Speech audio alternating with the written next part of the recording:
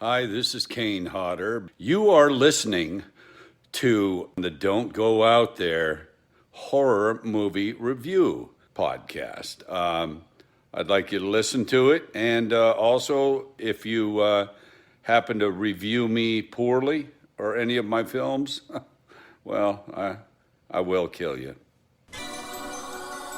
In a world where zombies, ghosts, serial killers, and vampires all exist, it's Nico, Brian, Mike, and Dustin, and they are all that stand between you and the films that could end the world. Welcome to the Don't Go Out There Horror Movie Podcast. Welcome back, everybody, to the Don't Go Out There Horror Movie Podcast. Just want to thank all of our fans and listeners. Really appreciate the support. You guys are awesome. Before we get into tonight's film review, just want to give a quick shout out to our website, don'tgoouthere.com. Everything about our podcast is on the website. All of our episodes and interviews, if you want to check those out. We've done some incredible interviews in the past. Go check them out there in a specific tab by themselves so you don't have to scroll through hundreds of episodes on Apple or Spotify, etc.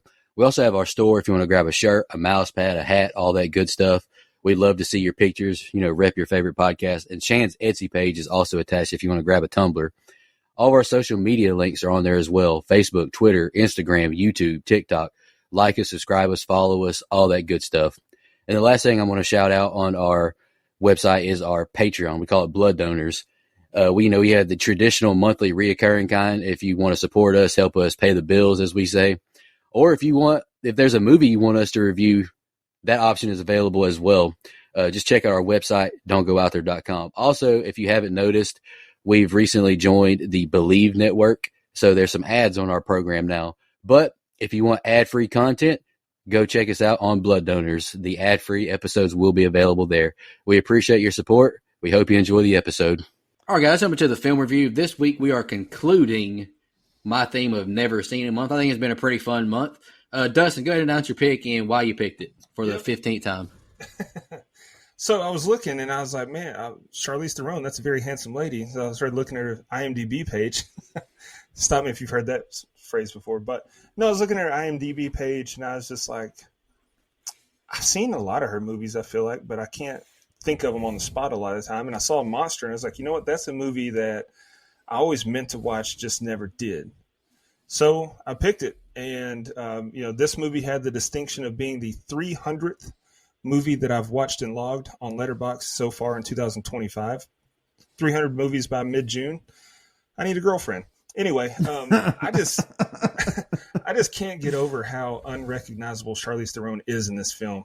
I mean, I don't know what's more impressive, her physical change or her acting performance. Both are incredible. I picked this movie because, we just did Dahmer, and I guess true crime was on my mind, and it fits that seamlessly. After having watched this movie for the first time, it falls into the category of movies I normally would say I don't consider this horror, I will admit. But this is true crime, and I didn't know what to expect, really, so I'm not mad I picked it. I think it's a really good movie, and one that I can definitely see myself watching again multiple times down the road.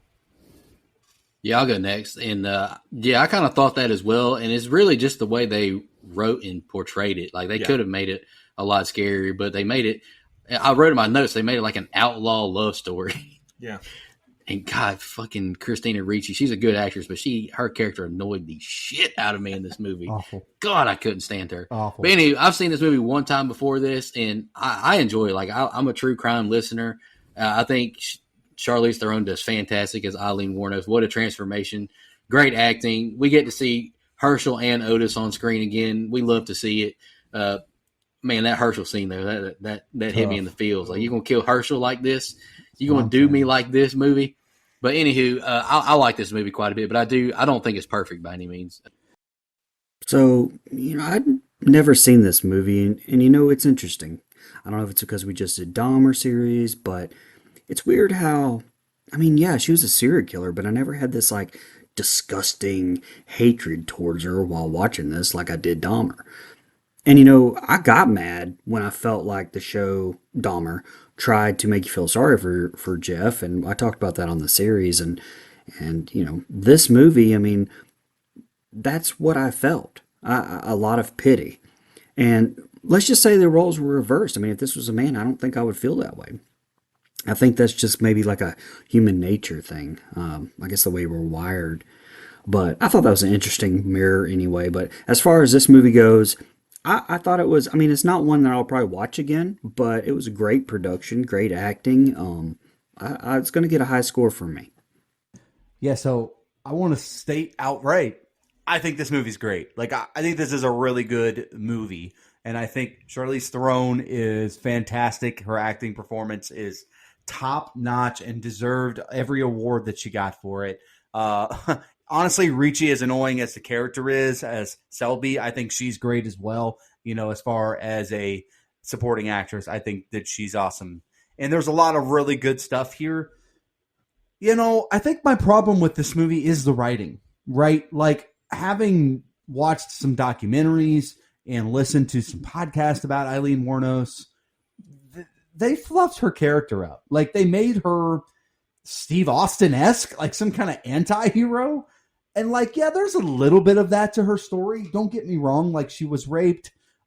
She was taken advantage of by a lot of men and, you know, all these other things. But she also killed men that didn't deserve to die. Like, this isn't like, they kind of make her anti-hero legend, in my opinion. And she had a rough go, right? I mean, there's a lot in here that's accurate. There's some stuff that's not. But there's a lot of stuff in here that they get right. And so I understand where it's coming from. But if you watch one documentary on Eileen Wuornos shot from the other side, the other perspective, she deserved her death sentence. She was a serial killer, a murderer, for sure. And so they kind of skate around that a little bit. I don't like that, you know. And we kind of talked about it on the Dahmer review, where it's like, you know, are we, you know, fantasizing about this version of this killer? You know, this woman hurt people's families, and yes, fair enough. A lot of the men she killed were, you know, trying to pay her to have sex. They were soliciting a prostitute. That does not equal death by gunshot, okay? And so there's a lot of stuff that I just felt they left out that obviously Hollywood movie, not going to get it all the way right. I understand. Now, the outlaw love story that we kind of touched on, I didn't mind that either, right? I mean, again, I think it does create an interesting dynamic within the movie.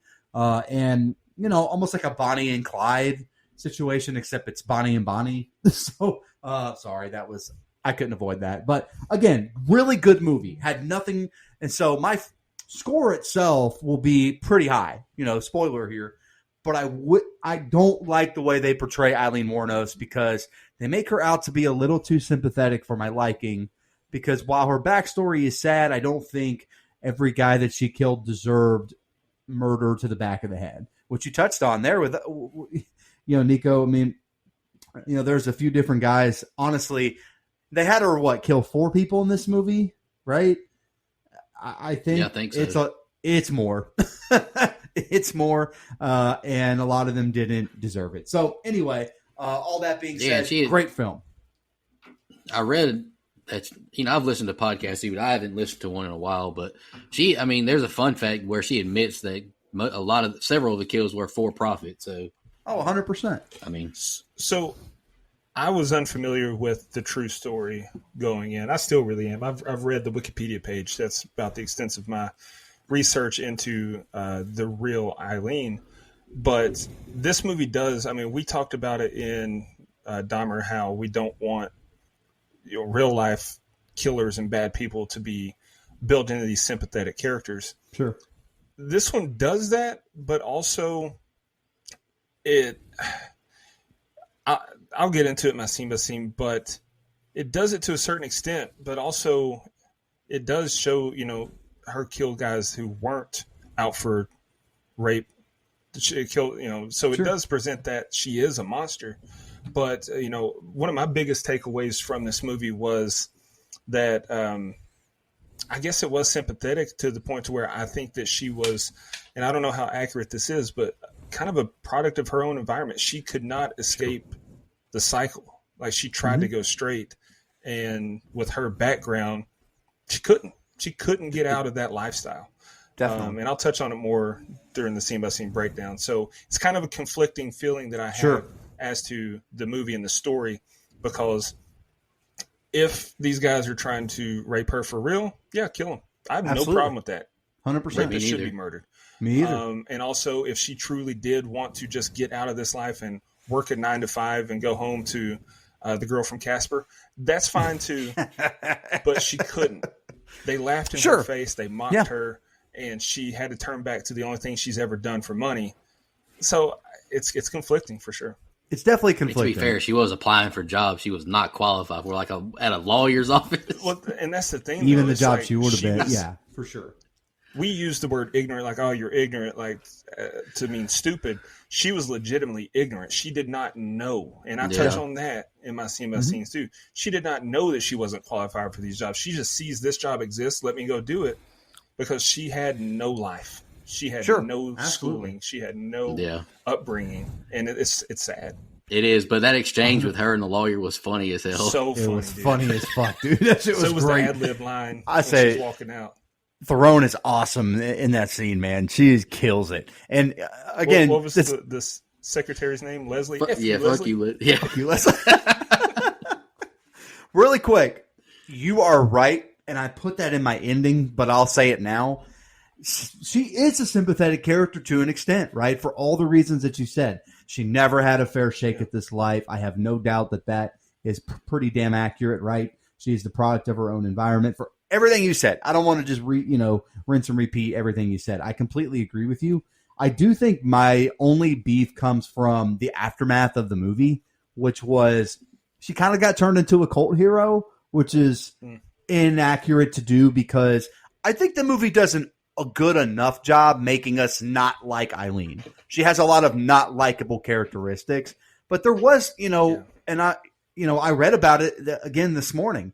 She kind of had a little bit of a cult hero, like, oh, she wasn't so bad after this movie released. And, it got kind of, I think it's a pretty deep dive documentary on Netflix. If I'm not mistaken, I'd watched it at one point. It may be on a different streaming service. I don't remember, but I did not realize that she was as heinous with her crimes as she actually was once I got past, because I'd only seen the movie at first. And I watched the documentary. I'm like, oh, she was a fucking killer, son. So like you said, it is very conflicting to feel because is she a serial killer without her background? Probably not.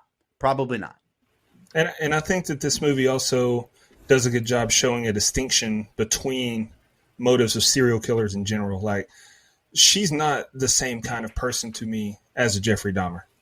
Jeffrey Dahmer had he for had sure. bad parenting, Yeah. sure, but his dad was still present. Like, hey, go in the military. All he had to do was just not kill people. Mm-hmm. Eileen, I feel like that's what she knew. She did it once, saw how easy it was, and was like, these are bad people anyway. Whether they're going to rape me or not, they're still cheating on their wives and doing all this stuff. For sure. No one's going to miss these people. It's different kind of predatory practices between her and who we just saw, Jeffrey Dahmer. So I think that's appreciated. That opens up your eyes to the broader scope. Absolutely. Yep. Brian, whenever you're ready, you can do the old scene by scene. We open up in Daytona Beach, Florida in 1989, and after a montage, find Eileen Lee Warnos under an overpass with a gun in her hand, contemplating suicide. We then cut to a gay bar where we meet Wednesday Addams herself, Christina Ricci, playing Selby Wall. And although she's initially hostile and declares that she's not a lesbian, Selby talks her into having a beer or 10 and talking for the evening. Selby takes to Eileen almost immediately and invites her to spend the night with her in a bed to which its size is going to drive Dustin crazy. We see Eileen the next day getting ready in a bathroom and head to a skating rink to meet Selby. We learn that Selby is staying with some religious folks because she allegedly tried to kiss a girl there, and Eileen invites her to skate. Selby's hesitant, claiming to not be able to, and that's the end of this set of scenes, just a lot of introductions here. All right, yeah, starting off, I just gave a basic backstory on Eileen Warnos. Eileen Warnos was born February 29th, 1956, and was executed October 2nd, 2002. She had a history of petty crimes like robbery, illegal firearm possession, and forgery. She murdered 7 men with a .22 caliber pistol. She said her murders were self-defense, but later admitted some were for profit. She was diagnosed with borderline personality disorder and antisocial personality disorder. She was executed by lethal injection at Florida State Prison in Stark, Florida. I like this opening with Eileen narrating scenes from her childhood and the aspiration she had hoping for a break. I laughed. Anyone sitting here and she snatches the chair away from Selby. I thought that was funny. Laughed again. Is this a gay place or something? And the bartenders, yeah. Selby walks right up to the bar and buys Eileen drinks. Like I mentioned in one of our Black Mirror episodes, ladies, we love when you make that first move. However, in a lesbian relationship, a woman always has to make the first move, but I digress. Eileen snapping on Selby was great acting, as was Selby's meek reply, I just want you to talk to me. I thought that was great acting by both of them. Love the awkward body language between both ladies as Selby asked her to come stay with her. Eileen's narration that she got this $5 from blowing a dude, but if she didn't spend it, it was basically like doing it for free. Dude, that cracked me up so much. I thought that was hilarious. And hell yes, Selby, this gal is shooting her shot left and right. We love to see it.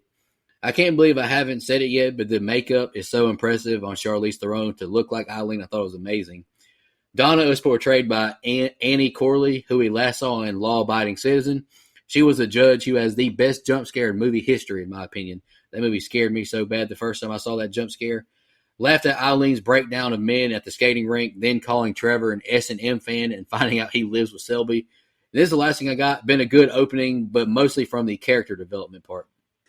Look, I'm not going to completely fact check this movie, but I do think a lot of her cold open internal narration is accurate. Again, I like this intro, and I talk about it throughout my notes. I like her internal dialogue that we get from Theron. I actually wish we got a little bit more of it. Like, I think that does add a little, look into her mind that this movie, still does a very good job of. But I don't know. I like when a movie has that internal narration there. I will say that, we talked about it in open, and I know it was a very serious topic, but I have to say this now. Well, ladies, if you're watching this movie, don't do high school and middle school the way that Eileen did. That's going to end you in a not so great place. Okay. So just play it cool, man. Play it cool is all I'm saying. I'm sorry I said it already, but Charlize kind of looks like Mia Goth here, man, which is odd for me because I think Mia Goth is very attractive, and I don't think that Eileen Wuornos is very attractive, and Charlize really looks a lot like Eileen Wuornos. Like she's the makeup is great, the facials. She gets a lot of the facial expressions right. Like you watch some of the court stuff with Eileen Wuornos, and then you watch Charlize Theron, and she's great. I can't say enough about her performance. The thing is, Eileen Wuornos is a bitch in this opening scene to Selby. Calls her a dumb dyke. Man, she says, "I'm not gay." Oh, you're very gay. You just don't know it yet, right? Like again, all she's ever had in her life is men be total pieces of shit to her. I mean, it would be no shock if she were into women, and good for her. Honestly, good for her. One thing I don't miss, maybe other people, I don't know, maybe people disagree with me. I don't miss closing down bars, man. That feels like a long time ago. I'm just glad I'm not the guy closing down the bar anymore. That's somebody else's job now. But back in the day, he used to close them down, boys. He used to close them down. That was a good time. Not anymore, though. I need my sleep. I'm becoming a fucking prima donna. Goddamn 10 o'clock bedtime and shit. It's ridiculous. Anyway, in this, we kind of talked about this outlaw romance in a twisted way. This is kind of romantic. Like, this is a kind of a nice love story that we're starting to form here because we talked about the shitty life that Eileen has had. Finally feels like someone that's taken a legitimate, genuine interest in getting to know her, which shocks her, as you can tell, but she easily, not falls for it, but like is easily intrigued by the fact that someone has gone out of their way to kind of make her feel special. So it's, weirdly, twistedly kind of nice. My phone changed Ricci to Rocco, so sorry about that. Christina Ricci is really good here. And in this movie in general, it's really Theron's movie, right? She steals every scene that she's in, but I think Christina Ricci holds her own. And now I will say, maybe this is controversial. I don't think Selby's mom is totally wrong throughout the movie. And what I mean by that is not, look, anything she does to condemn her daughter for being gay is wrong. I just don't think her mom wants her to end up with a piece of trash, which I think is a pretty fair fair thing for a parent to want, right? Like, sorry, Eileen is a piece of trash, and it does almost ruin Selby's life. So I think she's on the right track as far as, stay away from her. I mean, it's not kind words, but I think it's coming from the right place, personally. Again, this scene where, Theron is dressing up, quote unquote, as Eileen Wuornos just shows how unlike her normal self she looks in this movie. It is unfucking believable how different she looks. Like, I can't express it enough. It's crazy. Last thing I have, come to a ring but can't skate. Who the fuck goes to the skating ring that doesn't know how to fucking skate? Jesus Christ. Me. Unless you're at like a 7-year-old's birthday party or something. I mean, you can't help that. Okay. Yeah, that was me. If a friend had a birthday party at a skating rink, I was like, yeah, I'm just going to chill by the pizza, man. I can't skate. I got bad ankles. Anyway, like I said, I'd never seen this movie until this watching. And so I didn't know what to expect. But for some reason, I did not expect a first-person narration. I don't know why it was so unexpected and threw me off a bit. I don't have an issue with it. It was just interesting to me. I think the montage showing us her growing up was really well done. Did a good job showing us how we got here. The abrupt sound change from her narration with the upbeat score to the pouring rain with no score, that was very jarring and effective. I like that. Awkward, intense first meeting with Eileen and Selby until Eileen loosened up. Insane rationale from Eileen's narration. Like, I've got to spend this $5 so it's not wasted. Then I'm killing myself. That is wild. Now, I'm not one to judge strangers, but Donna was spot on. Selby should have listened and severed ties with Eileen immediately. I like the dynamic between the two at the roller rink. It's a good job showing us them getting to know each other, getting more comfortable with each other. Selby's got this crush. She's trying to win her over. Eileen's just looking for acceptance by someone. So I liked it. It's a good open. I'm invested already. Listen, my 5-year-old daughter can't skate. Selby, you can skate. Fuck off. Well, the two kissed to Journey. I mean, because why not? And then head to behind the alley where they can't keep their hands off of each other, but can't find a place to fuck because, quote, that yard over there wasn't exciting to Selby or enticing to Selby. They agree to meet the next evening, and Eileen promises to pay for a room. And we see how she intends to pay as she gets to work on the streets of Daytona. Hooking. Towards the end of the day, she's approached by a client, Vincent Corey, who drives them to a wooded area. Eileen becomes uncomfortable by Vincent's bizarre demeanor, and the two begin arguing.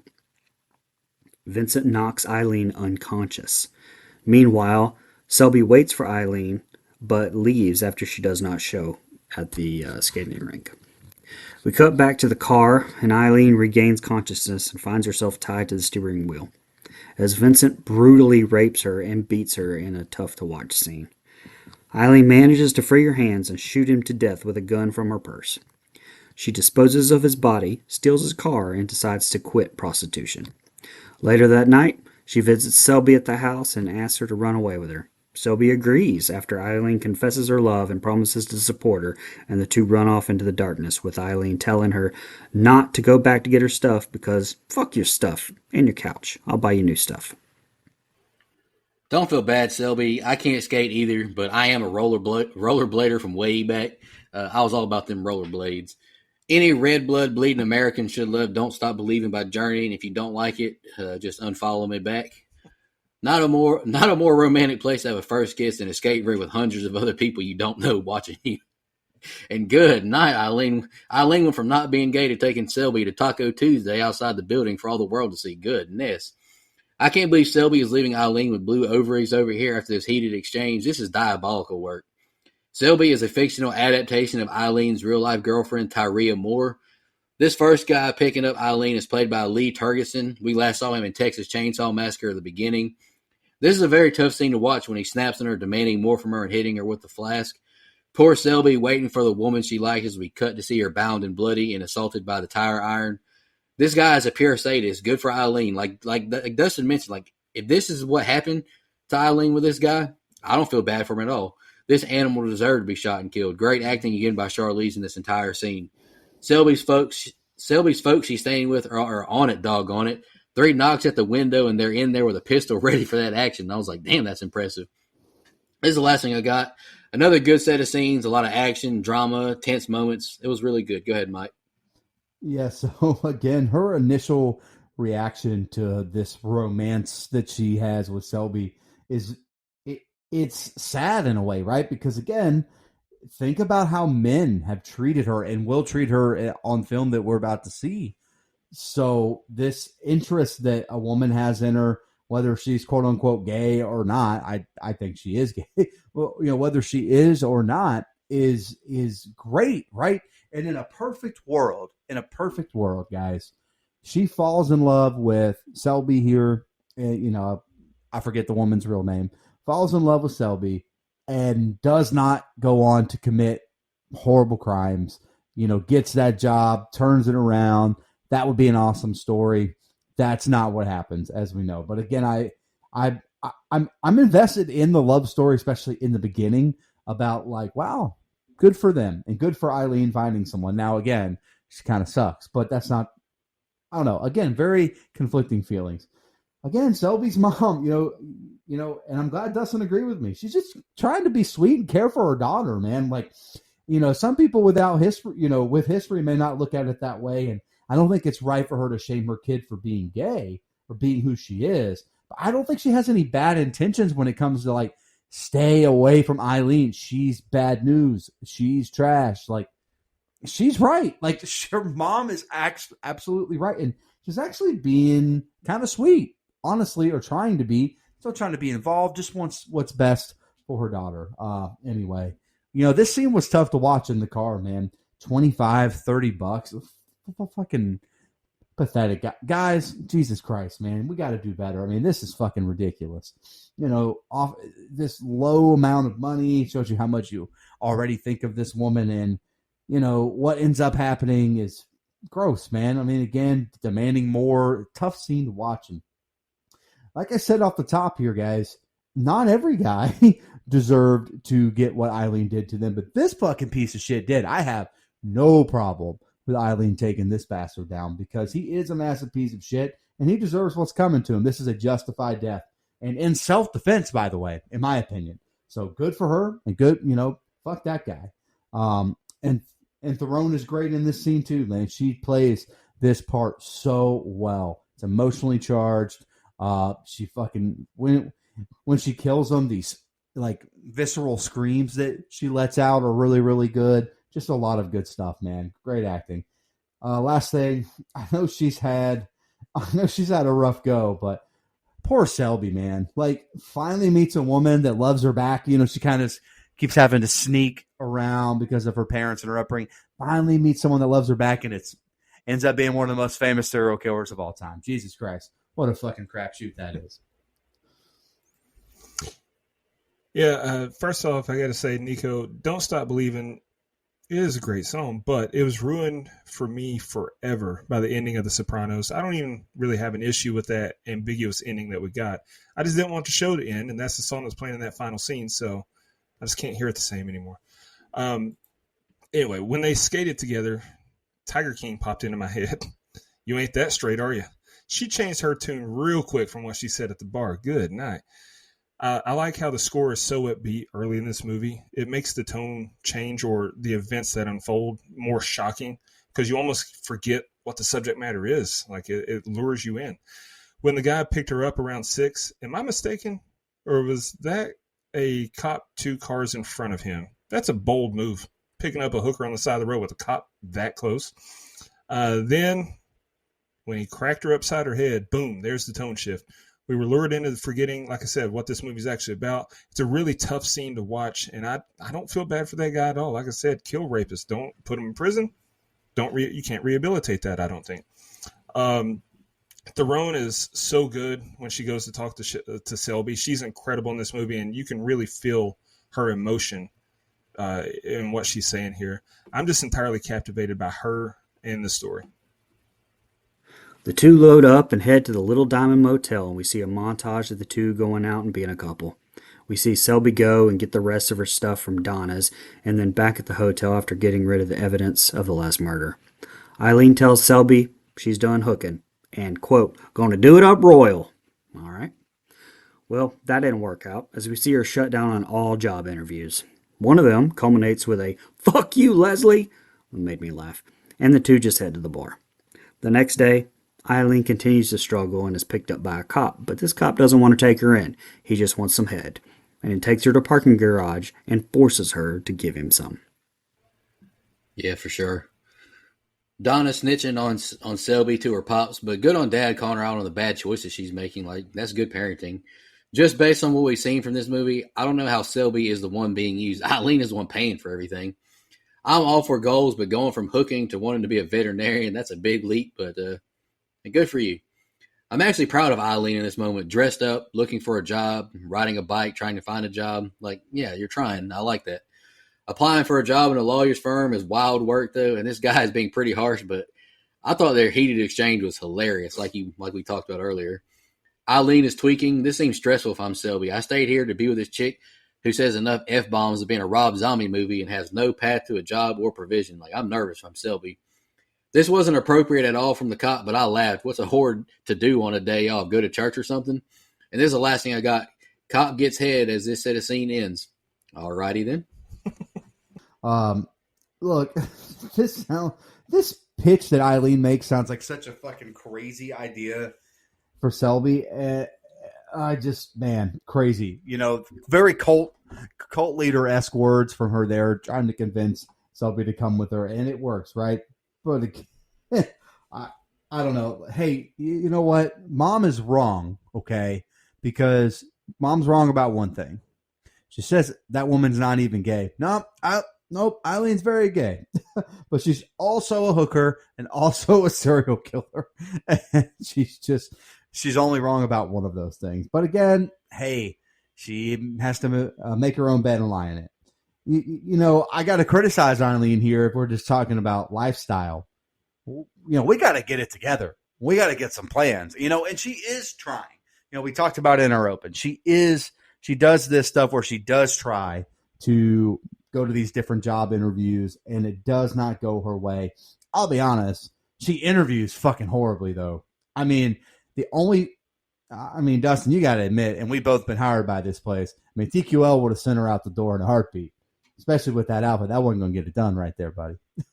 Although she may be able to do a pretty good job at helping move freight. I feel like there's a job for Eileen Wuornos at TQL somewhere. Shut up. Well, it's usually on the other end of the trucking business, found at truck stops. Okay. Technically, she is moving freight then, I guess, buddy. Anyway, Theron is great in the secretary scene. Fuck you, Leslie. A lot of good stuff. And I will say, just normal, boring office jobs do or can suck, in my opinion. So she's not wrong. At least the ones that are just like so repetitive. Now, again, having had the one I have now at home and having worked for TQL, there's some fun involved in those. So a lot different than just your average like desk job 9-to-5 situation. Look, again, Eileen, no plan, wants her to call her dad after you kind of stole her away from her dad. That sounds like maybe a partner you should probably not take on. Maybe time for Selby to go home. That's all I'm saying. Nope. She's in this. She's ride or die Jackie Kennedy style, baby. But by the way, last thing, fuck this cop, man. You're gonna cops soliciting prostitutes because they think they can get away with whatever the fuck they want. I don't know. I'm not saying his killing was justified, but fuck this guy. I bet they pay pretty well, though. I mean, if I'm being honest. I bet they pay pretty well. I'm not going to find out, but I bet they do. Yeah, bold move by Selby to go in broad daylight to get her stuff. She had to know Donna, who I believe is her aunt Donna, from what I've read. But anyway, regardless, had to know Donna would catch her. Eileen just sounds like an 8-year-old when she starts talking about what she wants to be when she grows up: veterinarian, business person, president of the United States. Not a plan in the world, or an intelligent thought between those ears. Bless her heart. She was like Brennan and Dale from Step Brothers in her job interviews. Like, that's the exact vibe I got. I don't know if it was meant to be funny, but I was laughing so hard I had to pause it when she had that exchange with the lawyer and then cuss Leslie for good measure. Like you said, like you guys said, that was so funny. I do feel bad for her. Again, if this is a propaganda piece to make me feel sympathetic, it worked. I feel bad for when she hits rock bottom and practically begs the woman at the staffing office for work. Like, I don't know how accurate it is, but in the movie, at least, she was trying to make an honest life for her, and the world just had no good news for her. And then that cop, like, yeah, I busted you before, remember? Come up here. Like, it's legit sad. I'm still heavily invested in this movie. We see Eileen leaving the parking garage, and she sees a newspaper where she reads about the guy she killed and sees that they have no lead. Smiles. Back at the motel room, Eileen finds Selby in the bathroom trying to cut her cast off and calls her out for not making any money, leading Eileen to tell her that she did in fact kill her last John. And after an emotional discussion, they decide for her to go back to hooking. We see her get picked up and shoot the guy when he has his pants around his ankles and take his car. Back at the hotel room, Eileen gives Selby the money, takes a shower, and then gives her that booty she's been wanting as well. Yeah, this is a lot to process for Selby here. Went from tweaking over her cast and Eileen not giving her a party to hearing about Eileen murdering someone and not wanting to let her down as her final thought as she was tied up in that dude's car. Man, talk about a roller coaster of emotions. I don't know why, but this serial killer stuff we've been covering lately has been so unintentionally funny. This guy asked out of the blue, "You got a wet pussy?" And it sent me. Like, that was so funny to me. And it shouldn't have been, but it was. The facial acting and score building up was intense as Eileen shoots his new John. And if he was indeed a child molester, again, like we talked about the last guy, hard for me to feel sorry for him. I actually don't feel sorry for him at all if that's the case. Eileen walked in and tossed all them dollar bills around like a Cash Money video from the 9-9. And this is the last thing I got. Didn't have a lot on this set of scenes. Can't lie, so far this movie feels more like an outlaw love story than an Eileen Wuornos movie. Not saying it's bad, but yeah, that's just how I feel about it so far. Yeah, so this is a pretty great scene as far as the acting goes with Ricci and Theron here. They're back and forth. The emotional acting from both is fantastic. You could damn near put yourself in the middle of their fight. Like, you could hear it through the wall, if you were staying next door to them. I thought it was really well done. And honestly, these type of men man, they disgust me, right? Again, I don't agree with her becoming a serial killer over, someone that pays for sex. But like you mentioned, if he was a chomo, fine. Again, maybe that just, call me daddy, like all that weird stuff, just weird. Man, I don't, hopefully she robs him at least. You got to get something out of this. And, she actually does. I wrote that note as I was just watching and kind of following along. Again, my note keeps wanting to scroll up to 28 days later, so sorry, guys. I actually enjoy her inner monologue. I think it does add a little something to this movie, in my opinion. There's like this weird situation, and I meant to touch on this with Dustin in the beginning, but there's almost like this weird. Come on, it said touch on this with, not touch, Dustin. Okay, sorry. I'll talk this close to the mic. Does that help a little bit if I get right here? Just kind of do this right here. Yeah, that's fine. It just sounded like you said, I meant to touch on Dustin in the beginning. I was like, whoa. Ayo. Anywho. But I meant to say this earlier, which is, does Selby just like enjoy being with this hooker? Like, does she enjoy the fact that her woman of choice is a prostitute? Like, that's the vibe I'm getting. Like, every other job she tries to get, she kind of finds it lame and boring. And, here she is with a hooker. I don't know, just something I noticed. And they do a good job manipulating me to make their love seem super romantic. Toxic as fuck, right? But like we've mentioned, if it is a propaganda piece, it worked on me for this part, at least. It's a good set of scene, not a ton of notes, but I'm very into the movie. A lot of dialogue, murder, and of course that twisted love story that I'm not surprised was a big hit. Yeah, I know she was crapping bricks when she saw the guy that she had killed on the newspaper. But then, it changed to relief when she saw no leads. So she's like in the clear. But I will say that is one heck of an eagle eye for her to spot that as she tossed trash in that trash can. No shot. Very tense moment when Selby is crashing out and then Eileen comes clean. Incredible scene. I loved it. Very sad that she went right back to it. Like I said, it's a vicious cycle that she's trapped in. Great comeback from her when the guy wanted her to call him daddy. I laughed. I know it was a serious situation, but I did. I laughed. But then there's no laughing matter after that. She killed him dead with no hesitation. DED, dead. But then I laughed again when she walked into the motel room and made it rain with what, like $40 in ones, and Selby lit up like it was thousands of dollars. God. When Eileen got out of the shower, look, I know it's a running joke that lesbians fall in love fast, but I think these two just set the record. Good grief. It's been, what, a week? Come on. I'm still enjoying the movie a lot, though. We open up with the two living their best life, and we see Eileen loading up a newer gun she apparently got from Dirty Harry. That's a Clint Eastwood movie, Nico. Not Mike's name from high school.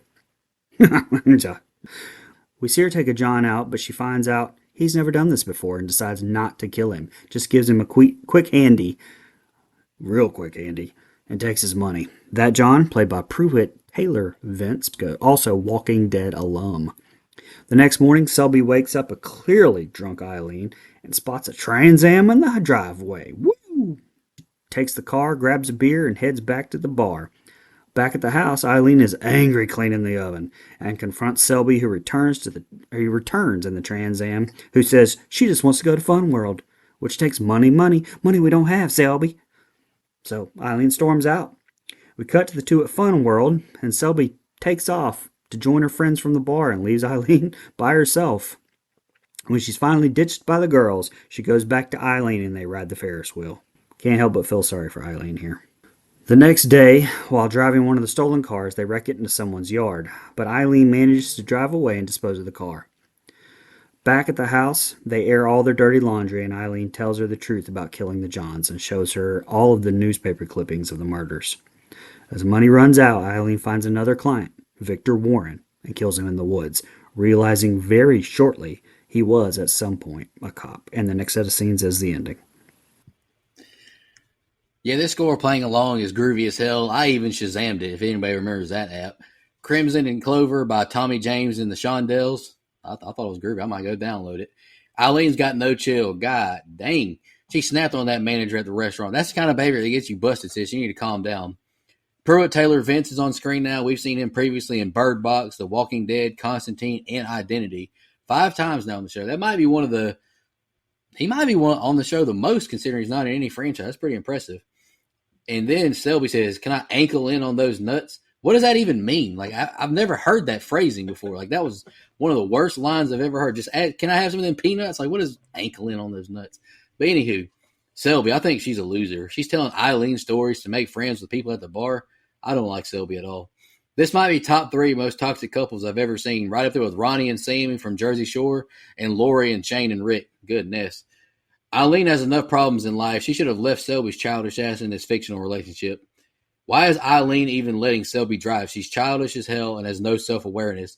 And then she pisses me off in the next set of scenes too, crying, "I want to drive." God, I can't stand her.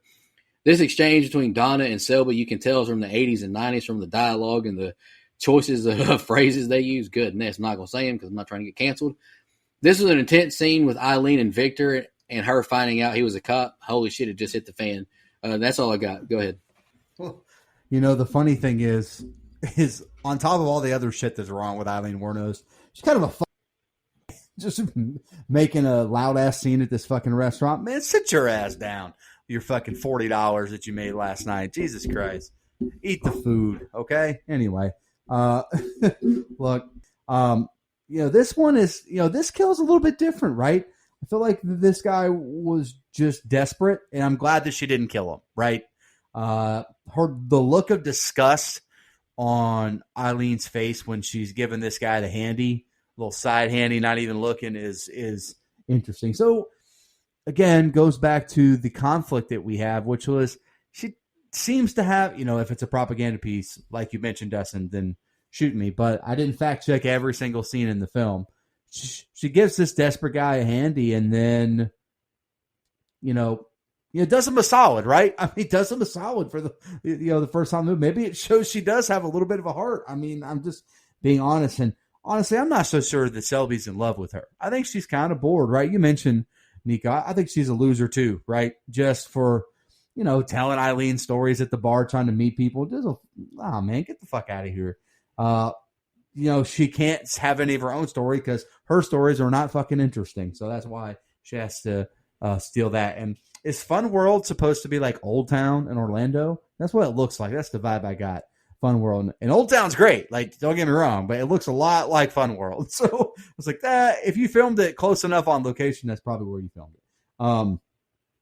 Again, but even at Old Town Fun World, whatever, she seems embarrassed to be with Eileen. So like, she went from being into her as like this like dark, mysterious lover to now like doesn't want her to hang with her new friends. I don't know. I just know that Selby made a fucking mistake in her life, man. Great acting from Theron in this set of scenes. This breakdown where she finally quits lying to herself, or not quits lying to herself, but really gives up and like, I'm a murderer. This is what I do. I murder quote unquote bad guys. Right. And so again, she kind of accepts her fate, accepts this as her reality. And again, I feel bad for, and Dustin's corrected here. It's not her mom. It's just, her aunt or one of the women that she's living with. But I feel bad for her because it's, again, just feels like her criticism is more about Eileen sucking than anything else. Like, this is not who you should be with. Please be with somebody better.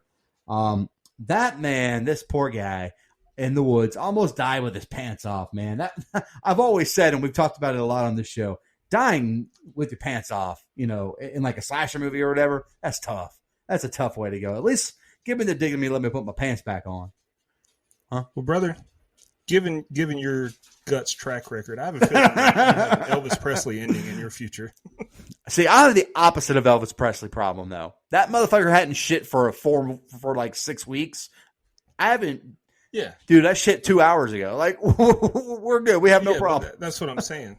The likelihood of you dying on the toilet is very high. Right. You're probably right. You know what? I spend most of my time there anyway. What a better way to go, huh? Anyway, some wrestlers want to die in the ring. Maybe I want to die in the toilet. What can I say?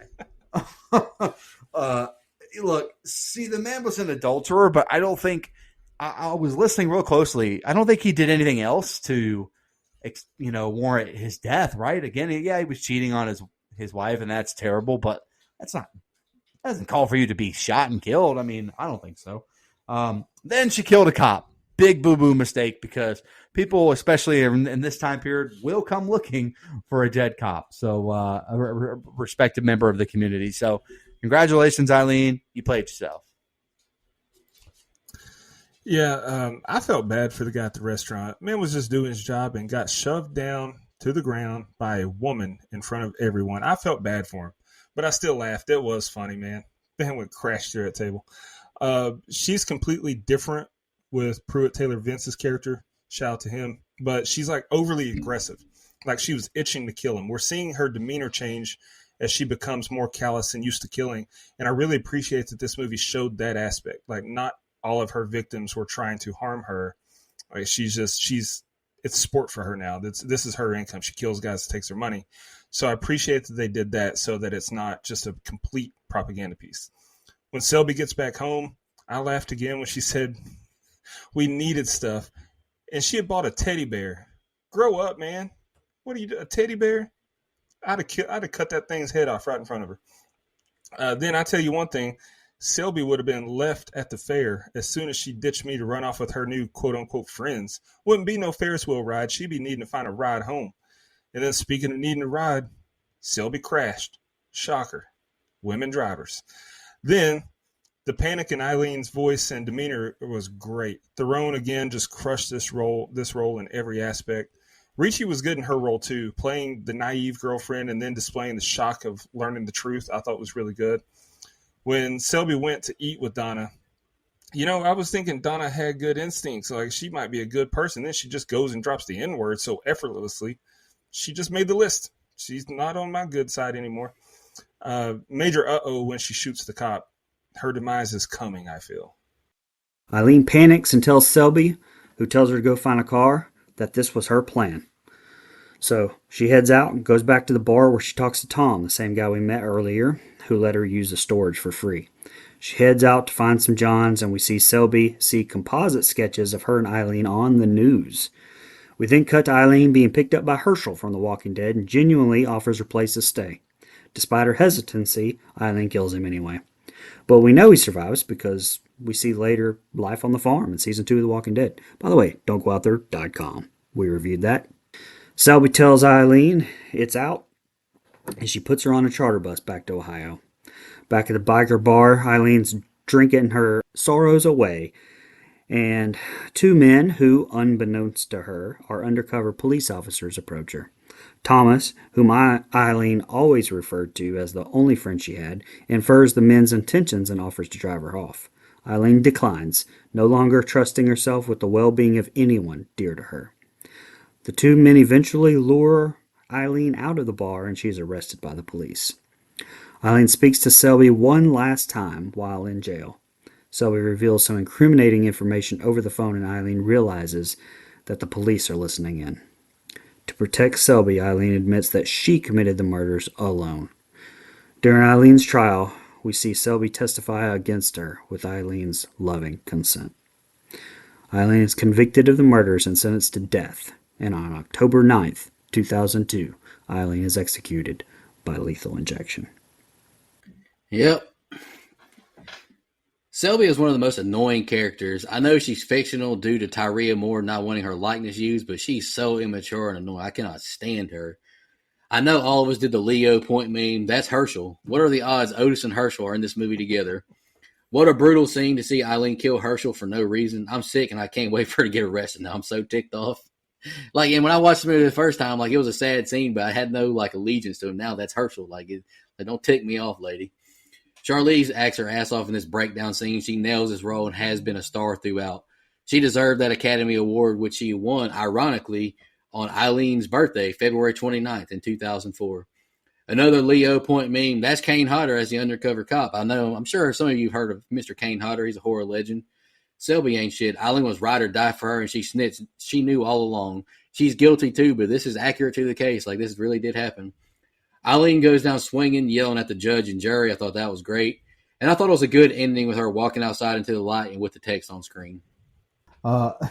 Look, Selby is easily manipulated, and like you mentioned, Nico, I know the real woman didn't want her likeness used, and so again, if they're anything alike, she's easily manipulated, in my opinion. You could tell, even though she's kind of a loser, like we mentioned, she does try to see the best in people and has hope. But again, the real world isn't like the way that she views the real world, and so. There's a moment where I feel bad for her veteran friend here. Now, later on in the movie, he also tries to kind of take advantage of Eileen too, but kind of seemed like a good guy that actually cared about her enough, at least. Man, Herschel drifted a long ass way from his fucking farm to end up and right in front of Eileen Wuornos turned around. God damn, what happened, Herschel? What happened, Eve? You killed. Your family got killed. Shane killed all your people. Man, this is how you'd end up. That's terrible. I'm sorry, Herschel. Sorry it had to end this way. Look, and again, I want to reiterate, we kind of hit it over the head to death. She started out with some justified murders for sure, but it's pretty clear she, like Dustin mentioned, there's a separation when she starts to view it as sport. This is how she makes a living now, is murdering these guys and robbing them. And so there are some things that these guys do that deserve jail time, sure, like solicitation of a prostitute, but again, that doesn't warrant a death. And I don't like the way this movie occasionally made a little bit of an anti-hero out of her. That was my only complaint. And there's definitely some conflicting feelings. We've hit on them a ton. I just wanted to hit on it here because we're going through, her getting caught, the court scene, all that stuff. And I do believe that her and Selby have this genuine connection. But to watch your lover kind of flip on you is got to be tough.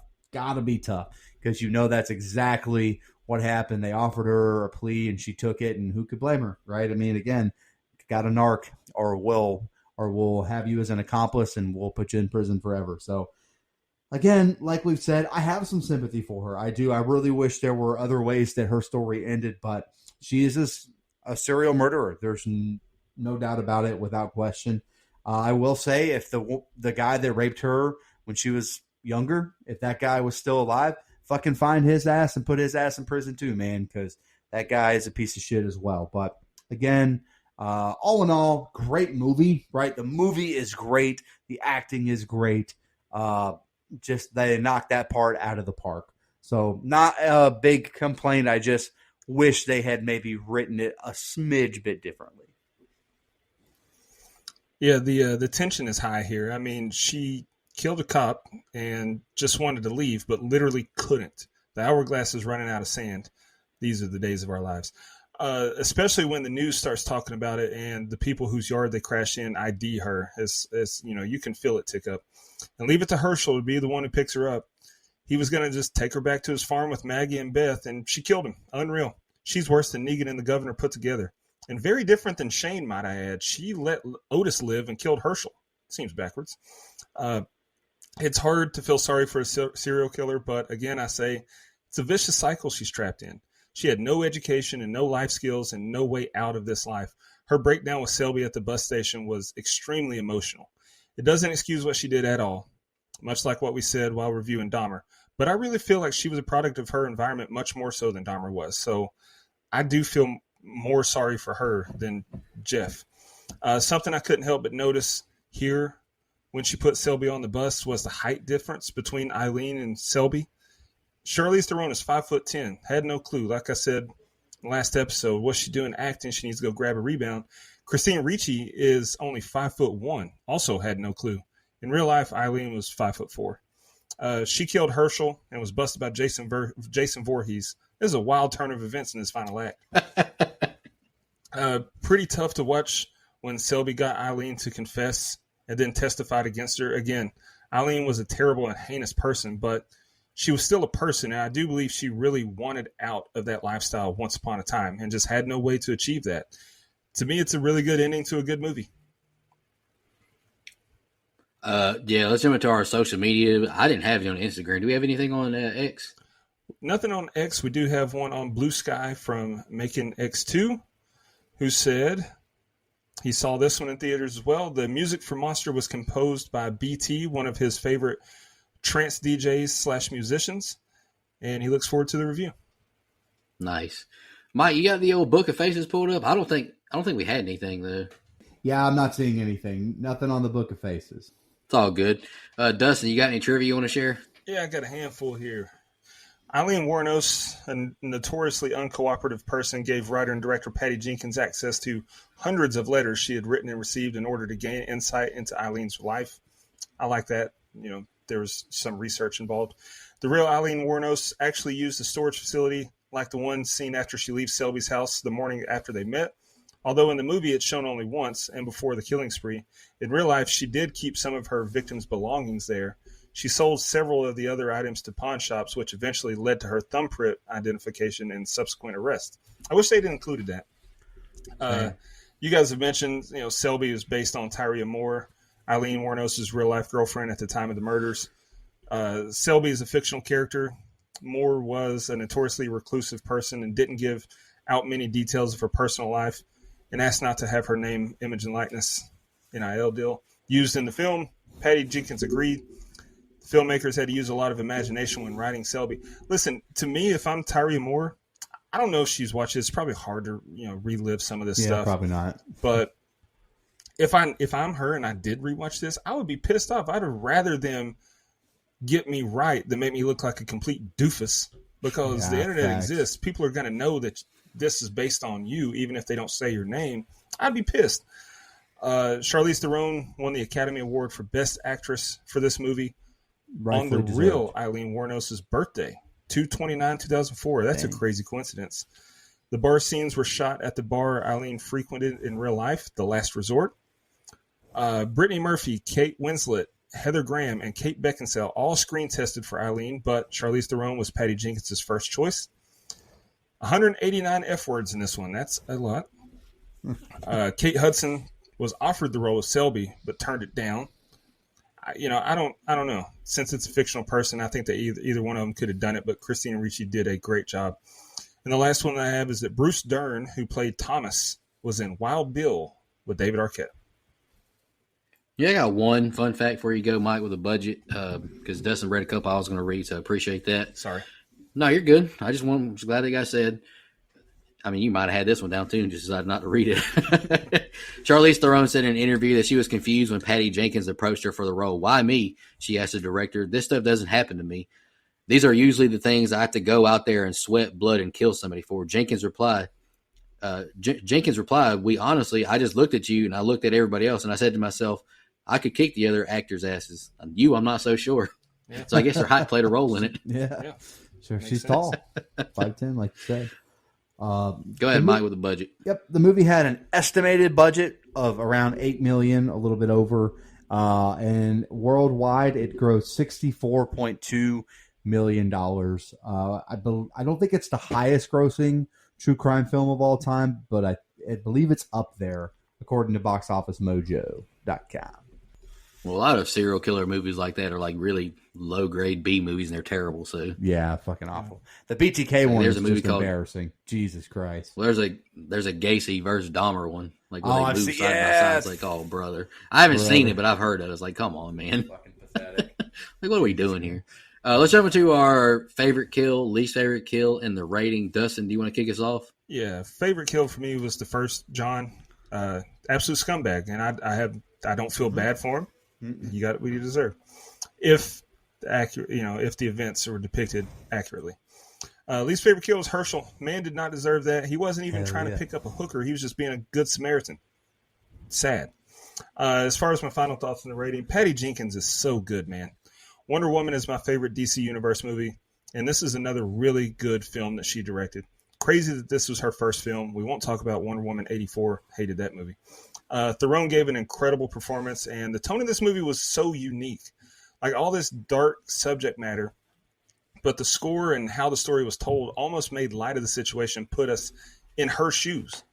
Like, I truly don't feel like she thought that she did anything wrong. And the movie makes me feel that with the tone. Very few issues with it, other than them changing Tyree Moore to Selby and portraying her that way. I get that she wanted anonymity, but as soon as this movie released, like I said, people would put two and two together. The internet exists, and I would not want to look like that much of a dork lord. Anyway, I wish we got more of Eileen's story. Like, there's things that happened to her in her childhood that they didn't mention at all. Mm-hmm. I wish we'd have got more of that, or more looks at the killings or in those circumstances. Anyway, and I don't love that it made me sympathize towards a serial killer, but it's a really good movie. I give it a 9. All right, I'll go next. I got the same favorite and least favorite kill as you, Dustin. The first kill with Texas Chainsaw Massacre, the beginning guy. And the least favorite kill is definitely Herschel. Like, come on, man. I can understand why Herschel didn't want to bring anybody onto the farm now. You can't trust people. Can't trust people. Damn drifters. Mm-hmm. But anywho, I like this movie quite a bit. It held up on my second watch. Charlize gives one of the best performances we've done on the show for sure. But my biggest qualm is just, like with Dahmer, the artistic liberties with the characters. Is everything accurate or not? And Selby is just annoying as can be. Like, she just makes me cringe, and I just couldn't stand her. I gave the movie an 8. Yeah, like I said earlier, it's a weird movie to try to score. I think it's very well done, but again, it's obviously its rewatchability to me is pretty low. I do appreciate everything that it did, everything that it gave us, the acting, the production quality. Everything's very well done. I actually gave it a 7 overall.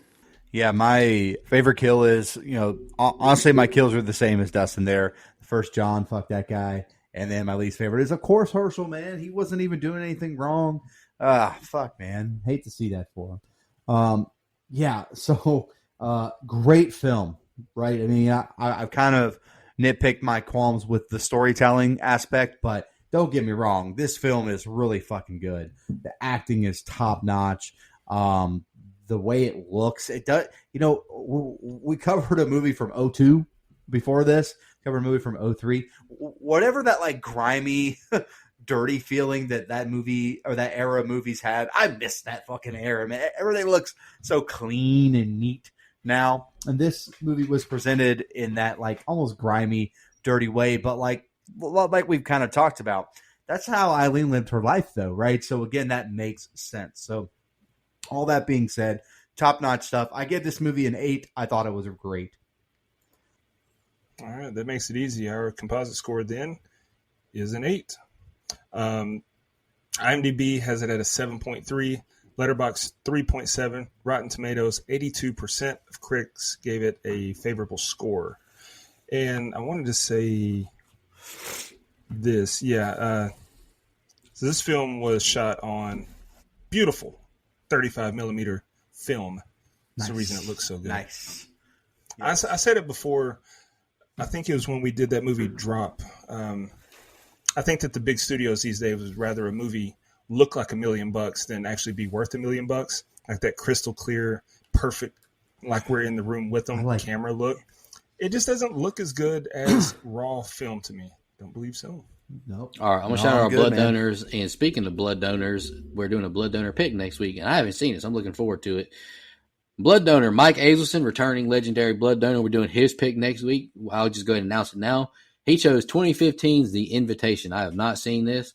I've heard it's good. However, it's a little bit of a slow burn, but I've heard it's good. So I'm fine with slow burn as long as they're good. Definitely. And Sean Irwin, he is a legendary blood donor returning. We'll be doing his pick whenever we get on the schedule. But don't give up on his brother. We'll get you on there soon. Camper Level reoccurring, Nina, the Horror Movie Crew podcast, Michelle Mirza, Steve Schmidt, and Matt from the UK. Camp Counselor reoccurring, Edwin Hernandez-Gunn, Joe Swinford, Adrian Aiello, Brian Samick, Andrew Ferguson, Brooke Maley, Heather Superdoc, Jennifer Davis from the Too Close to Home pod, Dana Tucker, Cole McAlexander, Max K, Madison Arzola, and Casey Smith.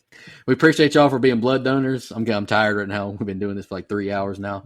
You do take a huge burden off of us to help us pay the bills because it's not free to do this podcast. But next week we're doing The Invitation, Mike Azelson's legendary blood donor pick, and we will be back next week. Killian Murphy's Wiener. Thank you so much, everybody. I'll see you next week. And in the meantime, take care of yourself.